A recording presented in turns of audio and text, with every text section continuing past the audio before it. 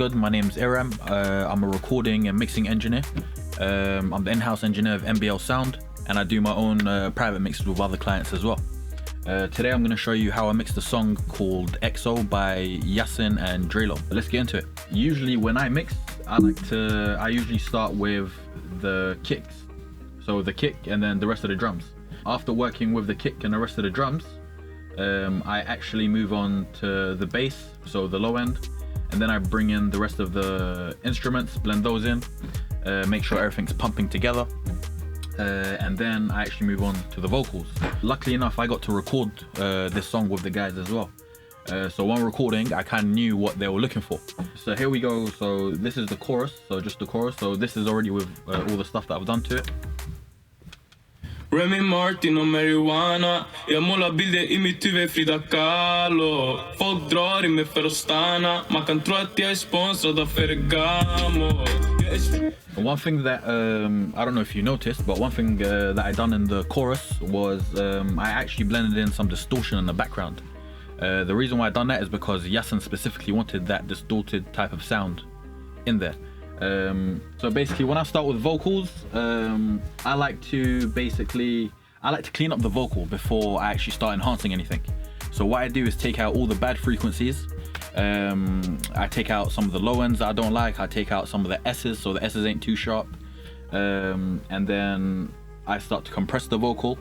The reason why I compress after de-essing is because if you throw a compressor on before de-essing, then you actually enhance the S's. And then yeah, so after I put the compressor on, then I start putting on, then I start doing the fun part and actually adding nice frequencies. When I add the frequencies, I do that while I'm playing the music, so that way I'm actually trying to fit the vocal into the music, because that's what mixing is. Mixing is when you glue everything together, and it sounds alright still. Remy Martin or marijuana. But then when we go to Yasin's verse, you hear that it's actually quite dry. There's barely any delay on it, or the whole song is actually quite dry. Again, the reason for that is because when we were recording the song, I was actually trying to put some delay in there just to make it pop a bit more. But the guys didn't like the delay. Like, they didn't want no delay. They just want the song to be just straight in your face. So that's why it sounds quite out there and intimate. So even Yasin's verse is quite dry.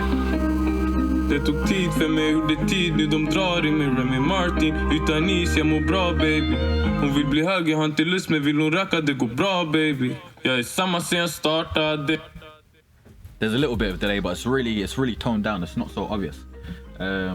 Maybe he'll see this and see that I put delay in it and be like, yo, what the fuck did you do? But either way, the song sounds good. So it's been released, so they approved it, so yeah. The reason why we use delays or reverbs in mixing is just to add like a bit of an ambience. Maybe give the vocal a bit of depth, so you know it sits within everything.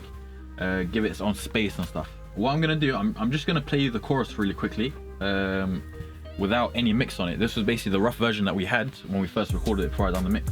Det tog tid för mig, gjorde tid, nu de drar i mig. Remy Martin, utan is, jag mår bra baby. Hon vill bli hög, jag har inte lust, men vill hon racka, det går bra baby. Jag är samma sen jag startade. Like you can hear background noises, saknade. you can hear popping, you can hear the bass. And now let me put my mix back on that I done to it, so you can hear the difference. Tid för mig, gjorde tid, nu de drar i mig. Remy Martin, utan... So it's much cleaner, it stands out a bit more, and it might sound a little bit thin without anything right now, but when the beat is there, then it fits very well with the beat. The importance of mixing your music. Why is it important to mix your music? I know a lot of people, they just throw their music out or they mix it themselves. You need someone else's fresh ears to listen to the song. Sometimes we get so used to listening to a certain song or listening to our own songs that we don't actually hear the faults in them. I mean, even sometimes I do that. If I've sat and I've recorded a song straight away and then I mix it directly after, it doesn't sound that good. I usually have to wait another day in order to mix it. But yeah, the importance of mixing your music is so that it stands out when you release it. So that when you release it, when people are going through the playlists, your song either sounds better than theirs, or it stands up alongside theirs. I mean, for me, the worst thing is when I'm listening to playlists and all of a sudden, I hear the quality of a song and it sounds whack, like the beat hasn't been mixed or the vocals haven't been mixed. So you basically just want to make yourself look more professional, right? I would want to look more professional. I don't know about you, but I would want to. So listen to the song. The link for the song is down there. Hit the subscribe button. And if you need any recording, mixing or mastering, then hit me up at Iram Mixed It.